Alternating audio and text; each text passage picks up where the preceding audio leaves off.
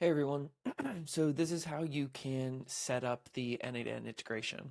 So once you have selected a specific workspace, you're brought to the workflow canvas. And then once you get to the workflow canvas, you want to hop over to the tool canvas. And if you haven't already, you need to add n8n to your tool canvas. So you can see I already have my n8n card added to the canvas. But if you don't, you come to this button right here, search tools, type in n8n, and there will be an add button. And you'll just click the add button, it'll add it to your canvas. And then once that's done, you will click on the tool card. You will go to the integration sidebar and you will see there is a new button for n8n where you can add your account. When you click add your account, you'll need to create an API key. So that's when you open up n8n, go to sign in, and I'll open up my instance here. I will go down to settings and I'll select n8n API and I'll click create API key.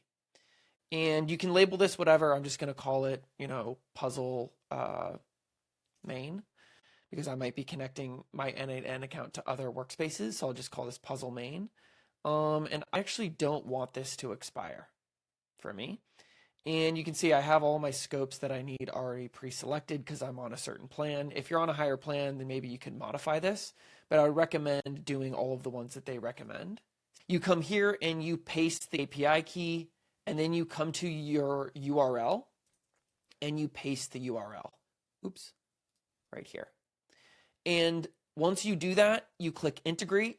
It will integrate your account. You can rename this. By default, it's going to name it the user's name within puzzle, '(s) account, but you can be like, oh, I want this to be puzzle main.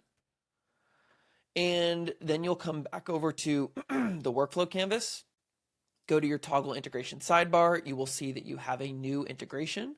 You fetch it, and then you can go ahead and start to add your puzzle step cards with integrated n8n workflows right there. So you'll notice when I press that plus button turns into a gray arrow. So what that helps with is it helps with reconciling what n8n workflows are documented and connected in your diagrams and which ones are not. And when you do add one, you'll notice you get a few really nice pieces of information. For instance, you get this quick link that will bring you directly to your n8n workflow, which is pretty neat.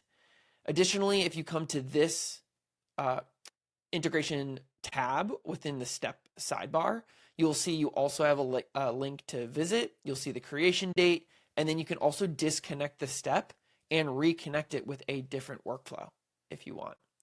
And that is how the n8n workflow works. It helps you make sure that all of your n8n workflows are in your puzzle documentation and you get to contextualize how these automations work within the broader process. Enjoy.